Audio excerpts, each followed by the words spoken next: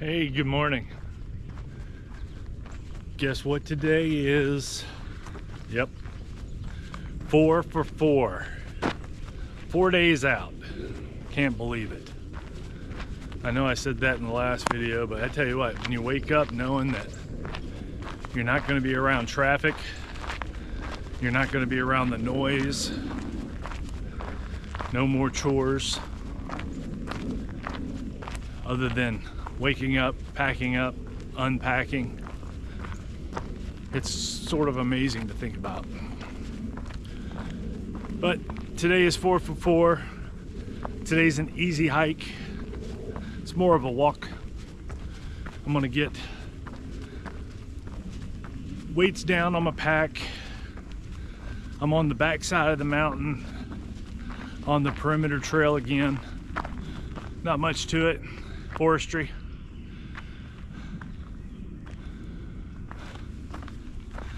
But I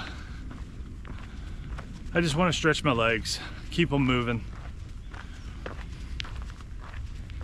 I'm debating about coming out here tomorrow and the next days because it's only 3 miles.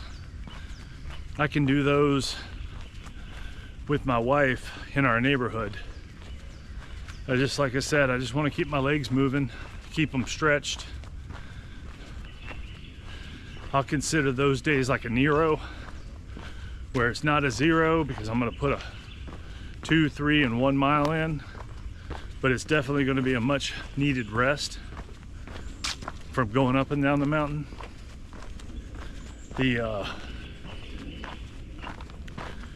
rest of the day though, during those days, lots of little things to do around the house, lots of cleanup. I don't want to leave the house without it being 100% for my wife and the kids. They're already going to have enough to do with chickens, the dogs, and making dinners by themselves. But here we are, easy. Now the one thing about, and I've never mentioned it, I don't think I've mentioned it, Kennesaw Mountain. If you haven't had a chance to just look it up on the internet, Kennesaw Mountain is where major battle happened against Sherman. He was making his way down and the Confederates were trying to stop him. Not very good luck at it. He had a substantially large force, so they can take the wounds and stuff without having to do a retreat. So they made their way down and eventually burned out Atlanta. But this was a pretty good stopping point for them. The Confederates held them up, but it didn't hold him up enough, and he made his way down and destroyed Atlanta as much as he could, and then made his way to Savannah, where Savannah surrendered immediately because they didn't want to see their city turned in what to Atlanta was turned into. So if you're interested in history, check it out. My aunt used to bring me here when I was younger, and I didn't take as much appreciation in it back then, but I do appreciate it now.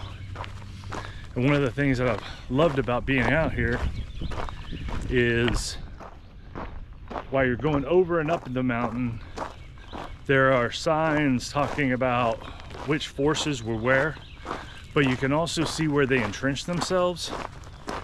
So random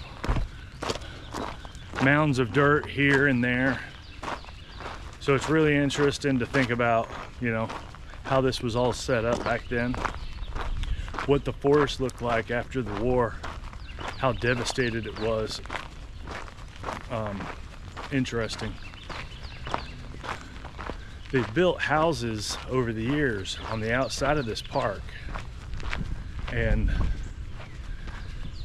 it just amazes me how close they've got to the park. But The park itself is beautiful. Deer, there's one right now.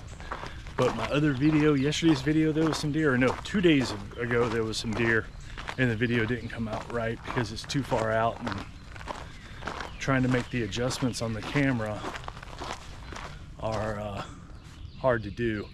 Just wait right there. I'm gonna see if I can get a picture of them with my camera or my phone. Got a couple pictures with my phone. I'll add them into the video. He actually sat down while I was talking, but I did get him laying there. Looks like he's grooming himself. But there's deer out here because it's a protected area, so a lot of deer in the fall, they really gather together as big herds, and you could probably see up to 7 or 8 at a time, which is awesome. Absolutely awesome. The lights behind me. But yeah, that's a little bit about Kennesaw Mountain. I'll let you see some of this trail. Again, thanks for watching. I do appreciate your support. Have a great day.